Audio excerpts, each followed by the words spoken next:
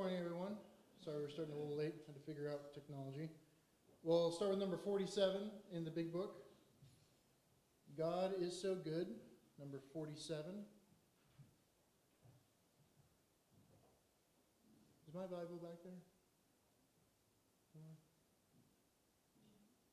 I put it back. Oh, I put it left in the 40. I'll get it in a second. We'll sing this song, and then Mark, if you lead us in a prayer, please, for our class. 47.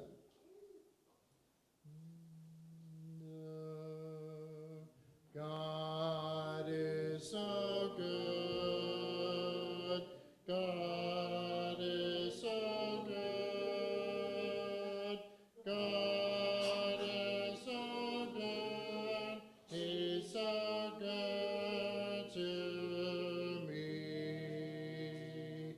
Jesus is real. Jesus is real. Jesus is real. He's so real to me. He saved my soul. He saved my soul. He saved my soul. And he made me whole. I praise his name. I praise his name. I praise his name. He's so good to me.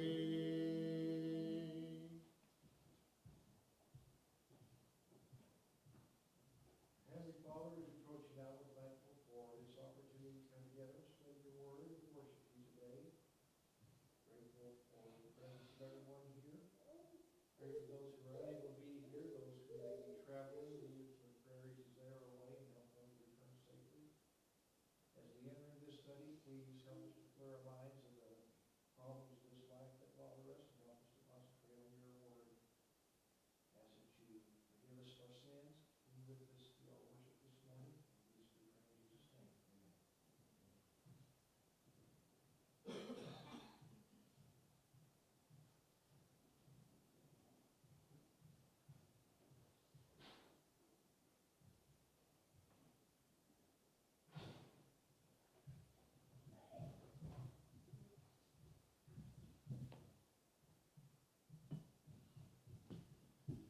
Okay.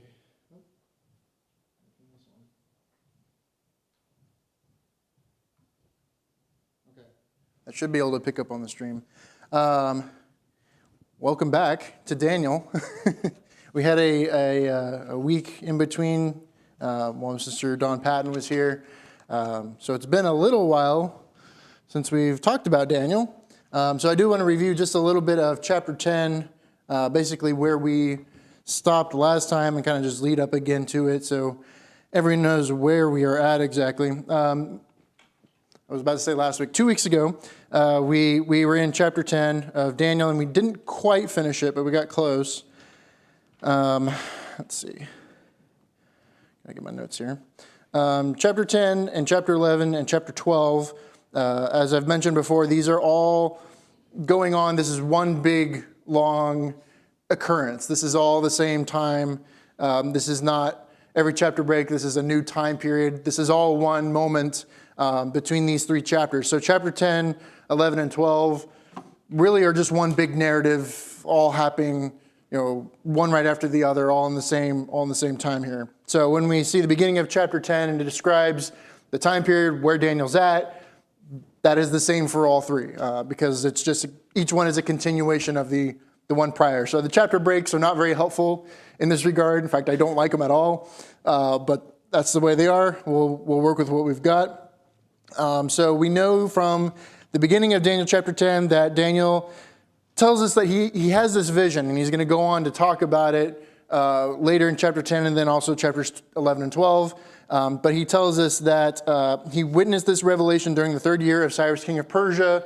This is probably, at this point, Darius the Mede has probably passed on.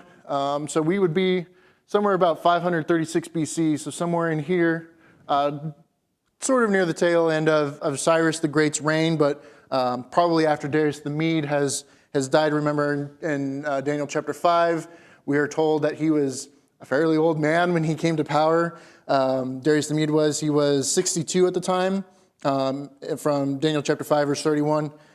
So he was not going to be around for very long after that.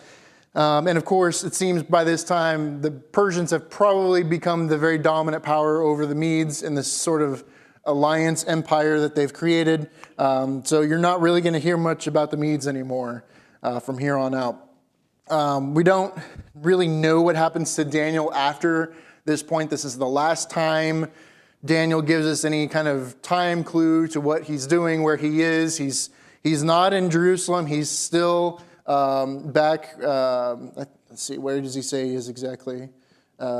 He says that he is in, I should remember this off the top of my head, but I don't. He was standing on the bank of the Tigris River. So yeah, he's not left to go back to Jerusalem, although some have by this point. It's believed that he has probably died in Susa somewhere. Of course, it's not really confirmed. These are just Jewish traditions or oral traditions that have been passed down. No one really knows for sure what happened to Daniel. But Daniel himself is getting on in age at this point. This is the last time we hear from him. This is like the last entry in Captain's log.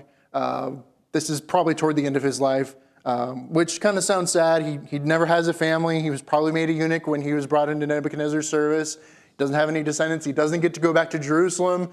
The Jerusalem that he was taken from during the first wave of captivity. And so it sounds like a very sad way to go, but Daniel had a mission. Daniel had a purpose to write these things down so that the people would know these are the signs for when the Messiah is going to show up. So it's not like Daniel was given a rough time. He never complains about anything, but he is on a particular mission and he's right where he needs to be.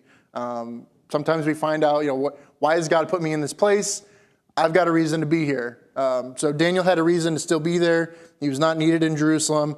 Others would go. Nehemiah, Ezra would go to Jerusalem to take care of all the things that need to be taken care of there. So it's not like he was especially needed perhaps there. He was needed to view these prophecies, see these revelations, to write them down. He's instructed to write them down several times, to record them so that the people who would read them would see and understand the coming of the Messiah. So that's what Daniel's basic mission is for the entire second half of the book, is all about those kinds of things. So we got into it a little bit. He even talks about how this vision was so great, so powerful.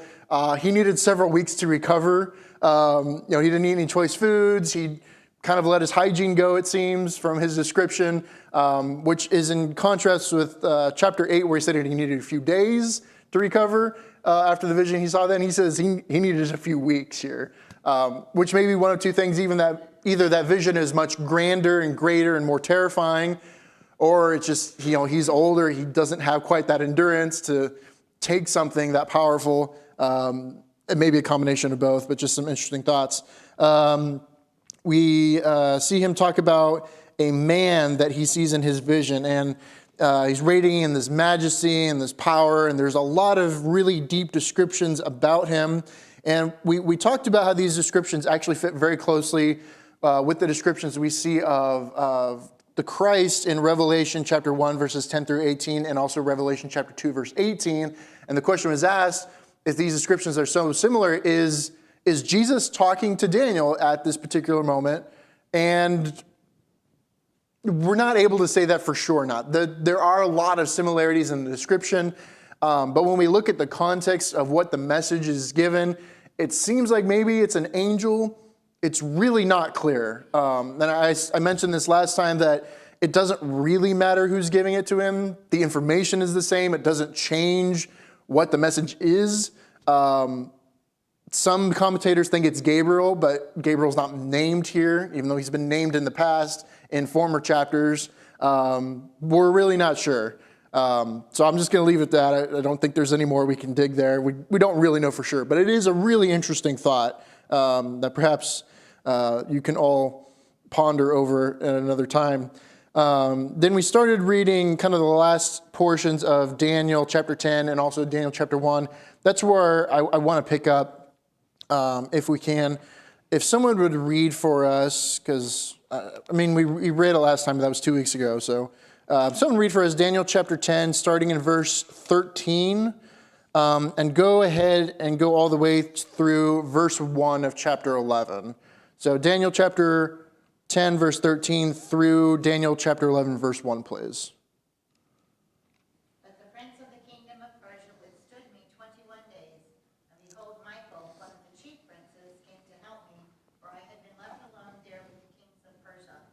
Now I have come to make you understand what will happen to your people in the latter days, for the vision refers to many days yet to come.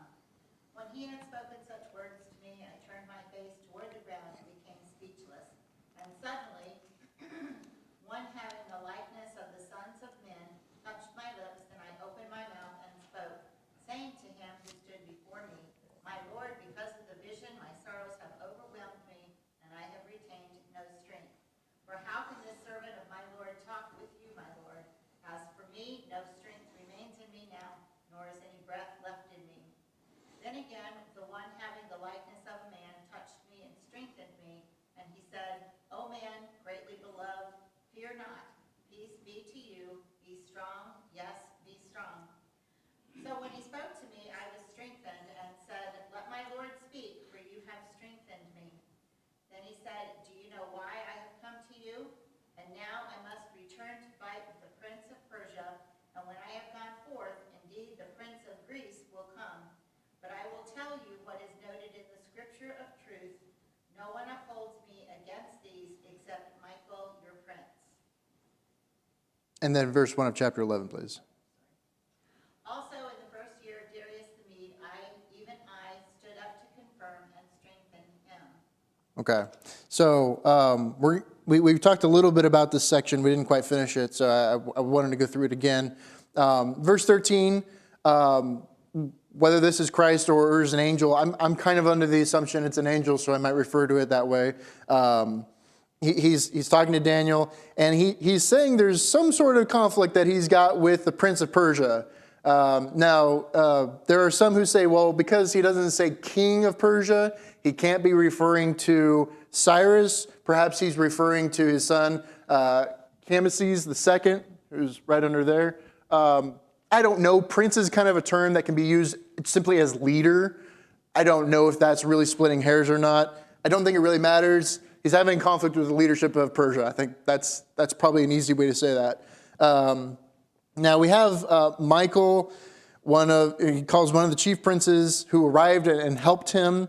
Not an uncommon name, Michael, but this seems to be referring to Michael the archangel. That seems to make sense, who doesn't get mentioned very many places outside of Daniel. We'll see him mentioned again in the book. But other than that, it's Jude verse 9 and Revelation chapter 12 verses 7 through 9. That's it. For all the things people write about Michael, he doesn't really appear very often. It's kind of like Gabriel in that regard.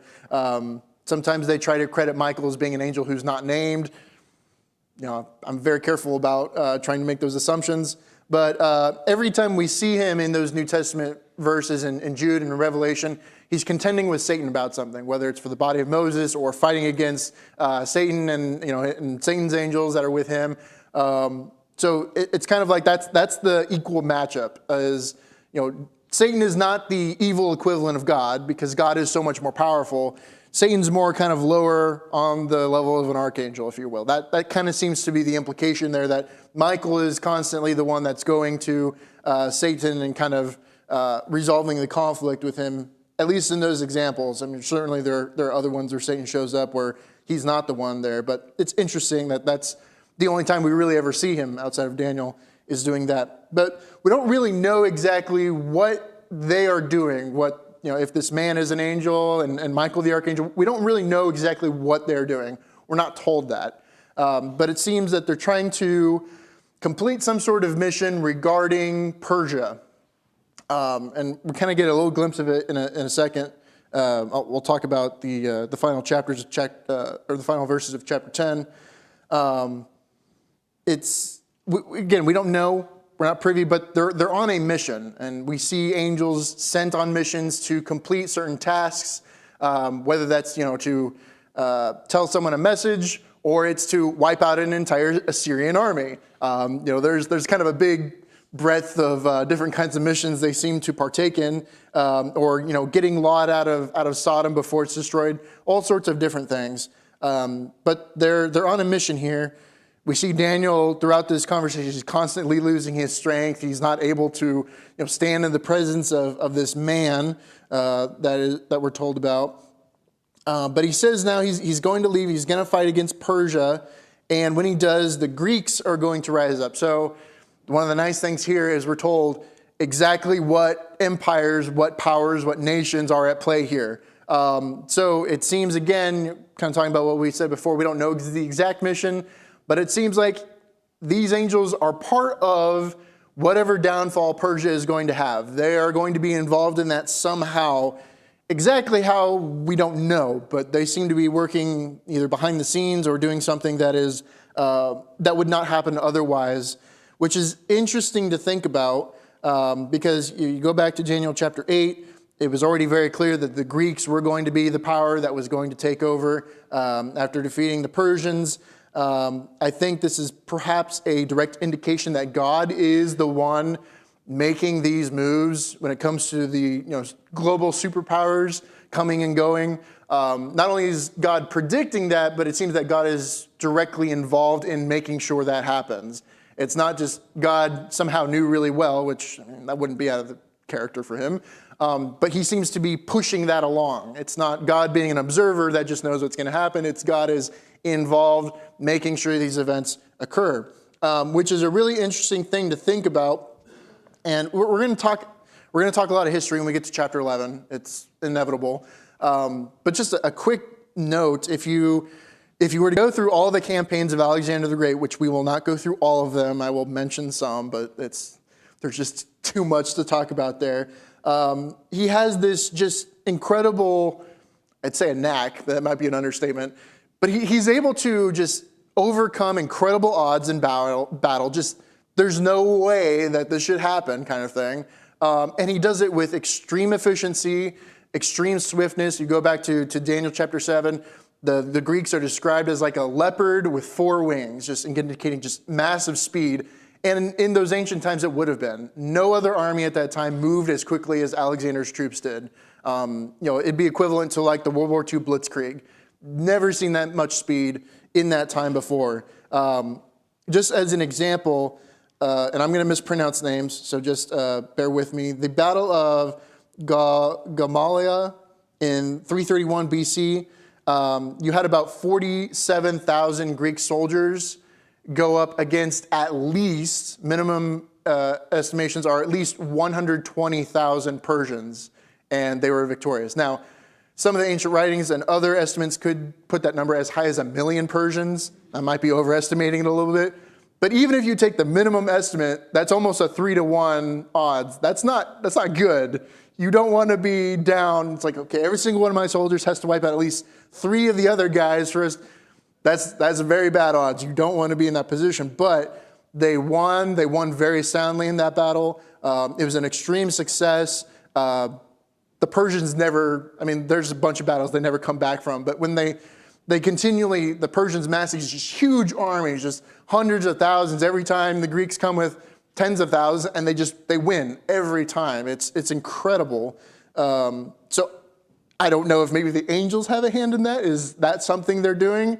That might explain some of just the unexplainable victories that Alexander has. I'm not sure. It's fun to think about, but just a thought, because I can't prove it, because we don't know for sure.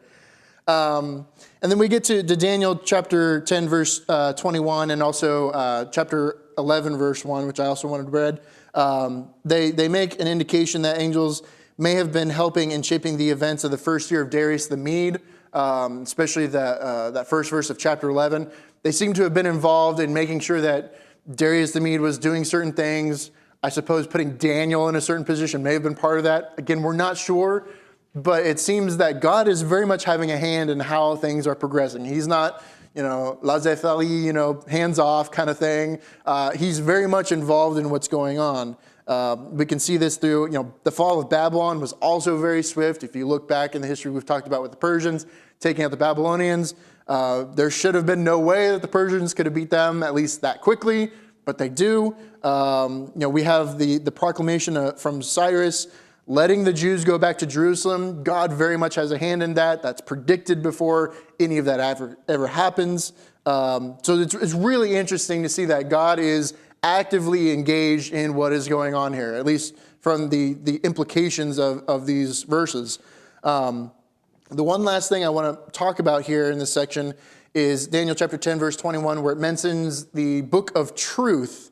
Now, I looked for other references in the Bible for a book of truth, and I could not find one. Now, there are like scriptures of truth or truths or the book of life. That book of life comes up several times in scripture. But we don't see this particular phrase, book of truth, typically used in any other translations. Not the ones that I could find that were, basically the exact same thing. I think from the context, though, that this is just indicating the events that are going to happen. I think he's talking about Daniel chapter 11. The book of truth, it's these events that are going to happen that I'm going to tell you basically in what we're going to see in chapter 11, I think is what the reference is to. I don't think it's necessarily, this one almighty book of truth that has, all the information of the world in it or something. I think it's just the events that are going to be told to Daniel in this context. That's what makes the most sense to me. That's just a guess. It's just hard to say because we don't see that phrase used really anywhere else in Scripture, so I have nothing else to compare it to. So I'm making a little bit of a guess, but I don't think that's too crazy of a guess. I think some commentators can run a little wild with things like that. I don't want to be that guy. That's about all I have, I think, for through verse 1 of chapter 11. Any comments, anything we should mention? I know a lot of this is review, but it's been a while, so I wanted to go back and touch it again. Anything before we continue on with chapter 11? Because chapter 11 is going to be a lot of just straight up history, me telling you stuff that happens as the verses go, which hopefully I can make fun. I'll try my best. But if you don't like history, I don't know how it can help you too much. Okay.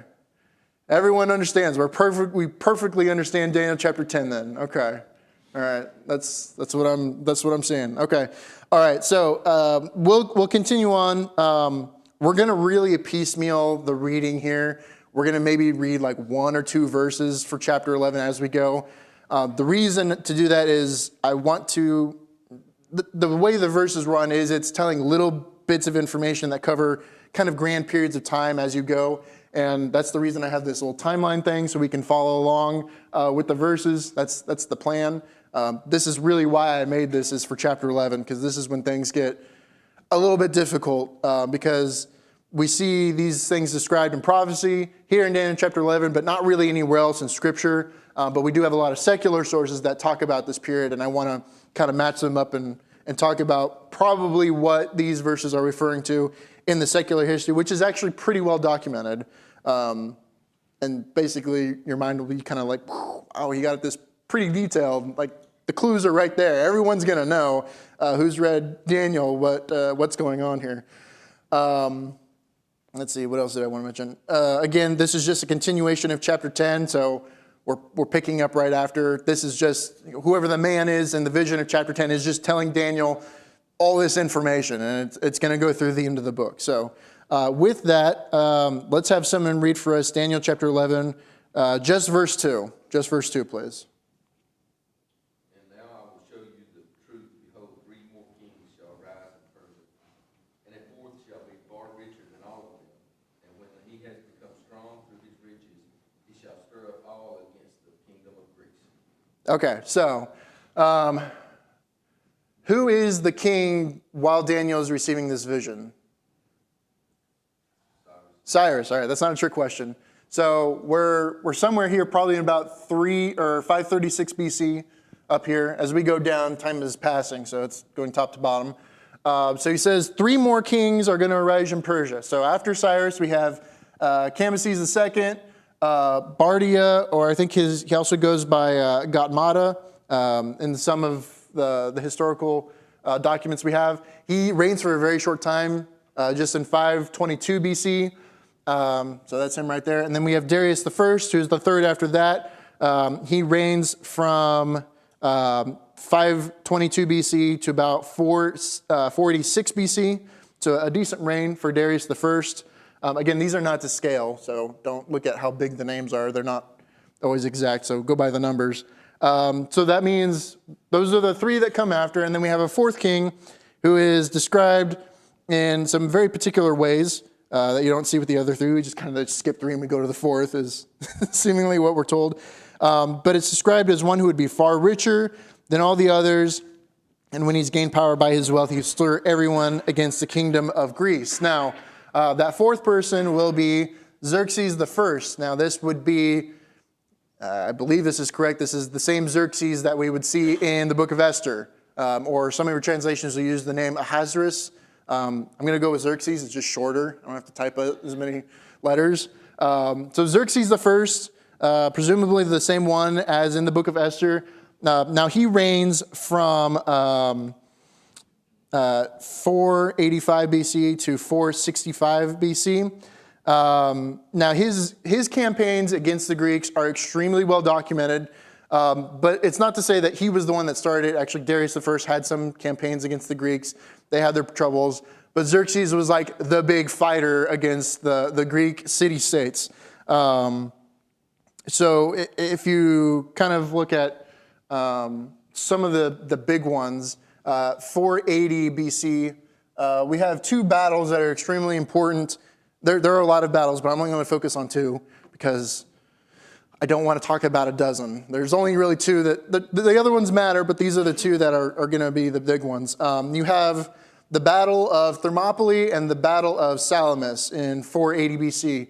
They're really kind of the same campaign. They just happen in different spots, but they're kind of going on at the same time. Some of you may be familiar with the Battle of Thermopylae, if any of you have seen the Zack Snyder film 300, when Leonidas goes out with his 300 Spartans to fight like 1 million Persians in a little narrow pass. That's what that movie's based off of, which is based off a comic, which is based off that, but yeah, that's as a side. But actually, he has about like 7,000 men of various Greek city-states that he's leading, but he's probably fighting hundreds of thousands of Persians in this little tiny canyon pass by the sea, and their goal is not to win the battle. Their goal is to delay them as much as possible and to just kill as many Persians as they can in the process. They do not win that battle. The Battle of Thermopylae, the Greeks do eventually fall after multiple days of fighting and a lot of dead Persians. It's an incredible last stand. Like if you look at a top 10 list of famous last stands in history and war, it's always near the top. Battle of Thermopylae is very famous for that. And then concurrently to that, you have the Battle of Salamis, which probably did a lot more damage to the Persians than the Battle of Thermopylae, even though the Battle of Thermopylae was very devastating to them. The Battle of Salamis is the naval battle that goes on during the Battle of Thermopylae. So Thermopylae was the land battle with troops on the ground, swords and spears and shields, classic fighting. The Battle of Salamis is a naval engagement. So you have the Athenian general Themistocles, who has got, he's got a few ships. I mean, I say a few. He has far less ships than the Persians. I'll just put it that way. And the Persians, they see they're stuck at Thermopylae, so they're going to send their navy around to go at another landing spot. And Themistocles, his job is to stop them from landing anywhere else, because if they land anywhere else, it's over. They're going to follow the Persians. And the Persians have just like countless ships. It's just a crazy number. The numbers will vary. I'm not even going to get into that. Some of them are lost during a storm, which kind of helps out the Greeks a lot. But they have an engagement at the Battle of Salamis, and both sides want this engagement. Themistocles wants this engagement because he needs to knock out as many Persian ships as he possibly can before it's too late. And Xerxes wants to get in there because he wants to finish off the Athenian navy. It's been a thorn in his side. He just wants to destroy them, and then he'll be at liberty to put his ships wherever he wants, and he can land troops wherever he wants all along the Greek coast. So they're both going to go fight, and the Persians are just completely decimated. Not in the literal sense, in the more metaphorical sense.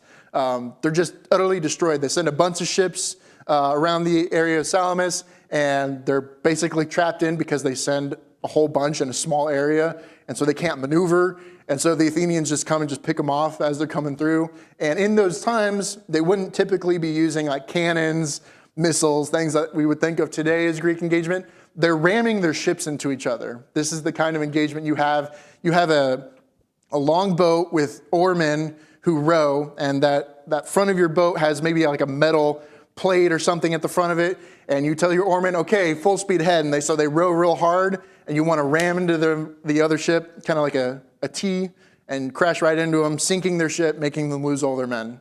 That's the basic strategy. So it's very close quarters. It's very personal.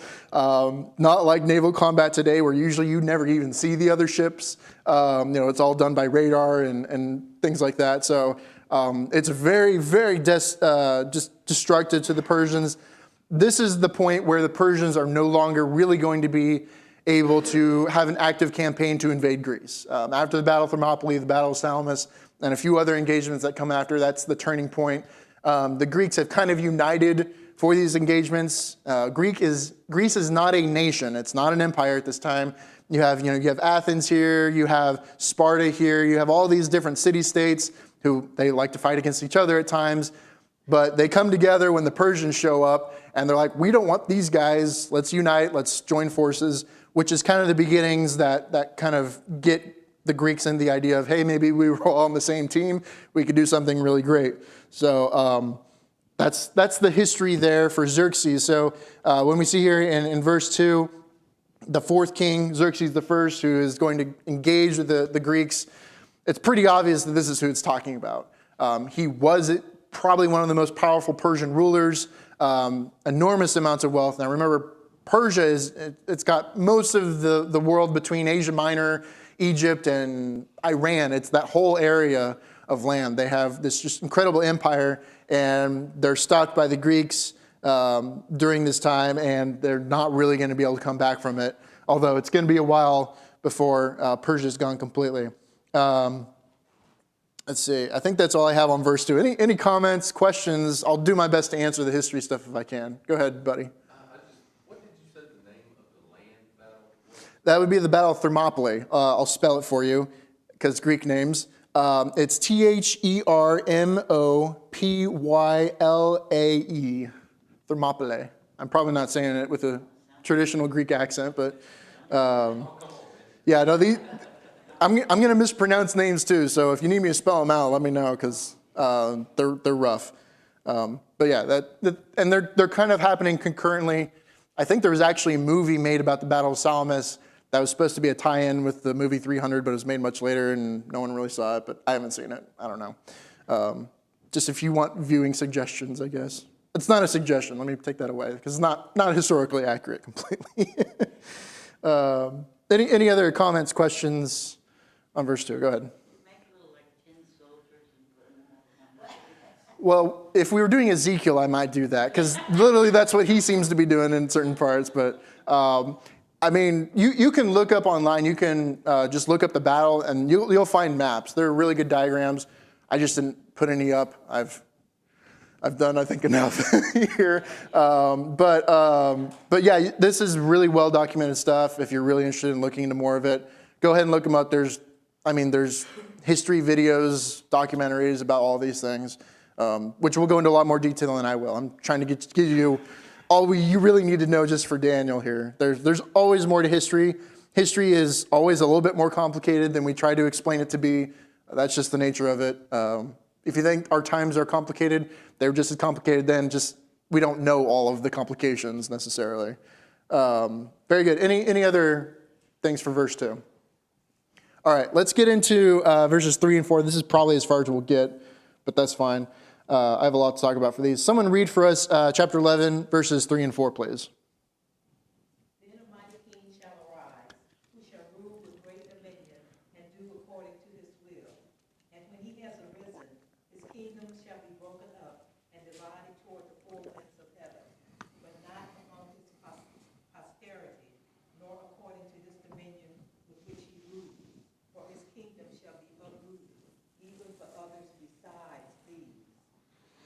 Okay, so we're going to get to talk about Alexander the Great again. I kind of warned you guys ahead of time he's going to come up a lot. This will maybe be the final time we talk about him, though. So I want to just point out here, it's 480, the Battle of Thermopylae and the Battle of Salamis, under Emperor Xerxes I of Persia. Now, we have quite a bit of time that passes before, there we go. We have quite a bit of time that passes before we get to Alexander here at 336, I think is when his reign starts. So if you want to look back here, you have Xerxes I at the bottom here, 480. Then you have Artaxerxes I, Xerxes II. Then you have some concurrent ruling between Sogdianus and Darius II, Artaxerxes II, Artaxerxes III. And during the tail end of Artaxerxes IV is when Alexander the Great comes on the scene, takes over the Greek Empire, and kind of starts his campaign against the Persians. So there's a pretty big significant amount of time between verses 2 and 3, which is why I'm doing this piecemeal. But it's pretty obvious that this is who it's talking about, this mighty king. And I'll talk about why that is. But I just want to show you there's a lot of time in between. And that's mostly because the Greeks take that long to finally make their unification complete. Now, some of it was very much consolidated by Alexander's father, Philip II of Macedonia. But it's Alexander that really kind of unites the Grecian people to say, okay, we're a people now, we're a nation. Let's go fight these Persians. Let's go rule the world, basically. Talk about ambition. This guy had it. That's an understatement, perhaps. So we have Alexander the Great. He only rules a short time, though, 336 BC to 323 BC. So it looks like there's a big amount of time here, but it's not really that long. I just have a lot of notes in between, which is why I have space. So it's actually not that long.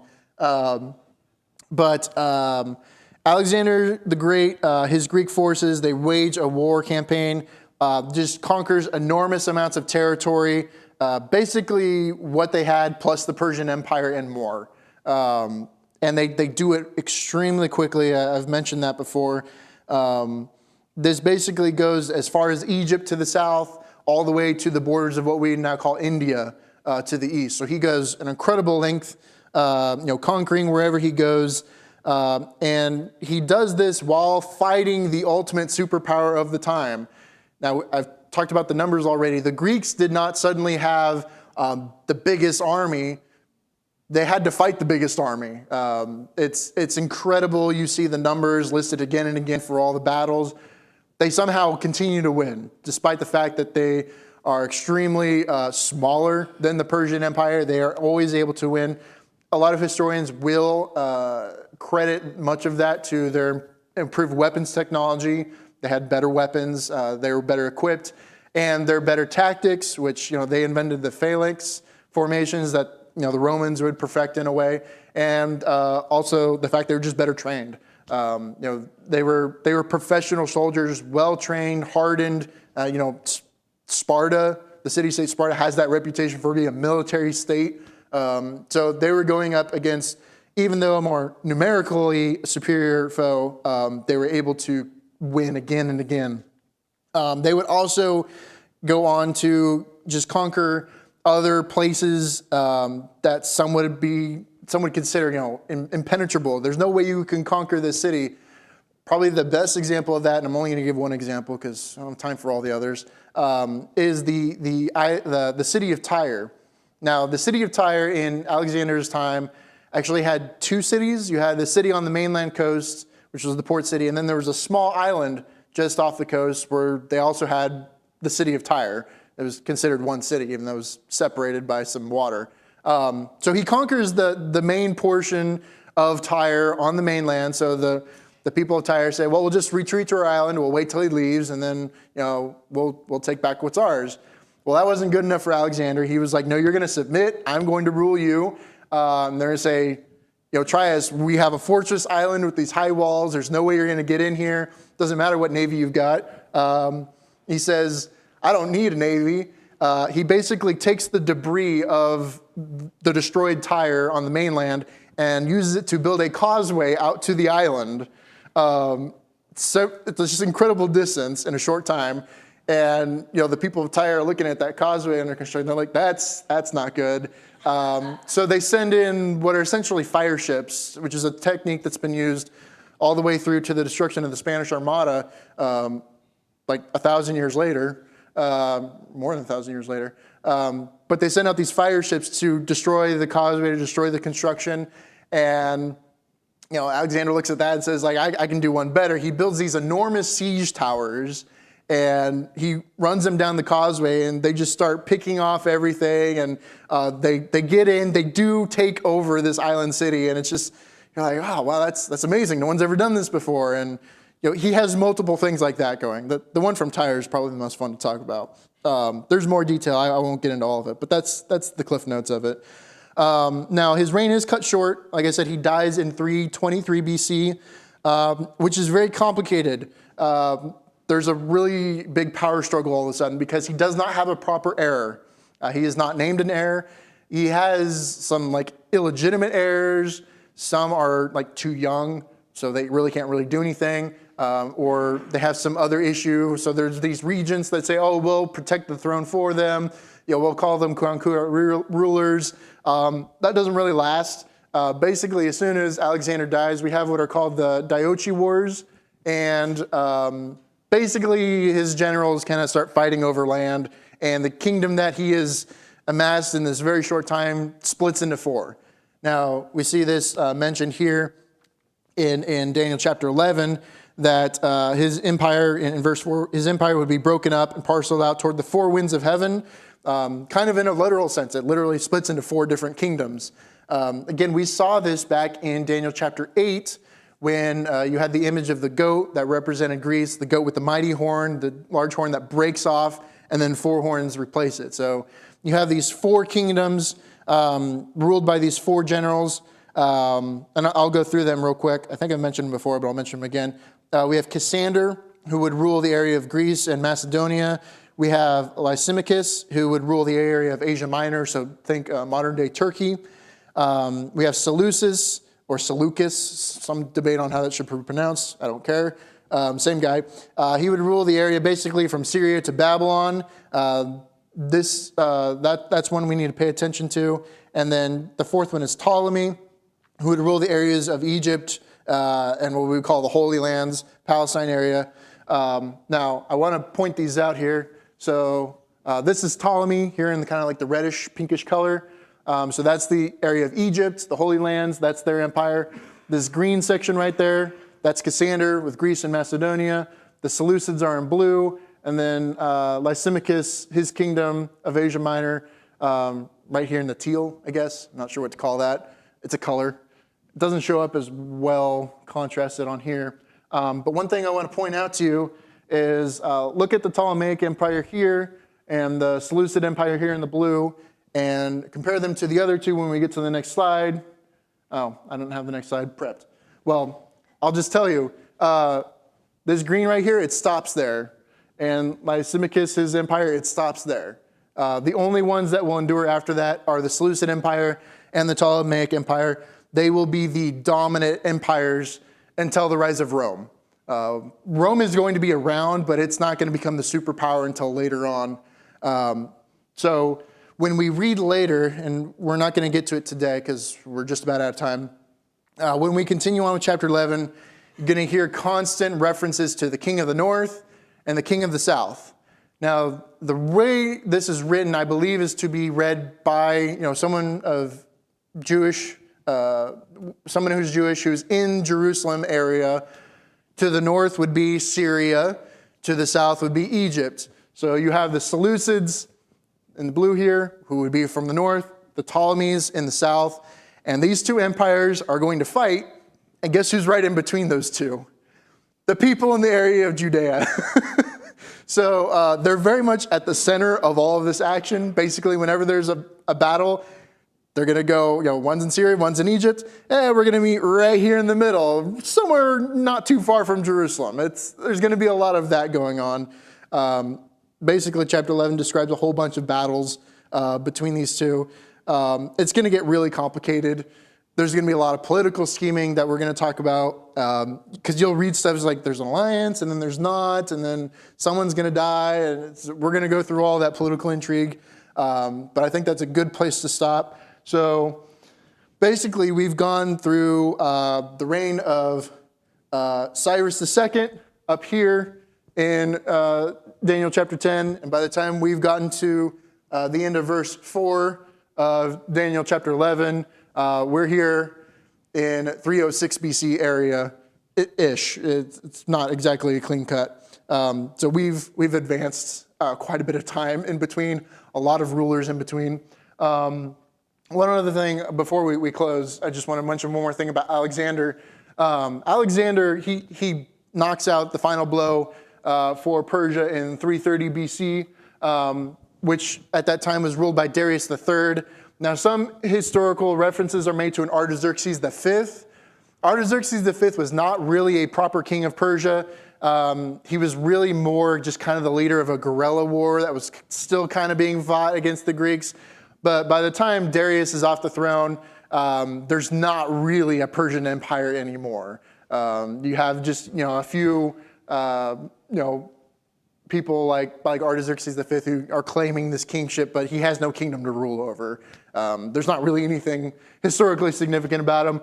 I put him in there anyways, but basically by the time you get to the end of Darius III, that's it of the Persian Empire. They're gone, and they're completely gone for the most part. You're not going to see them come back. There's no coming back from that. So that's where we'll end. Any final comments, questions before we close for this morning?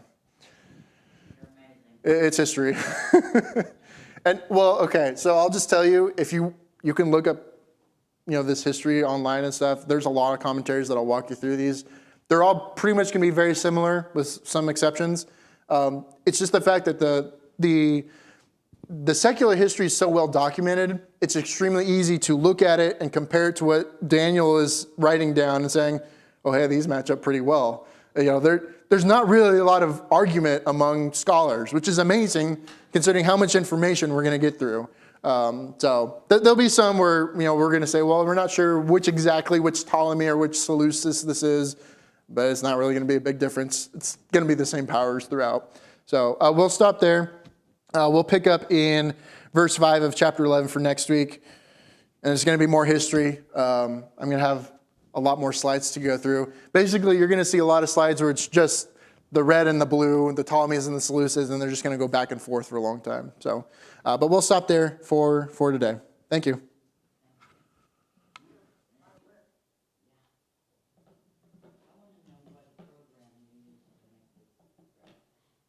Excel and PowerPoint. You can do a lot of things with Excel.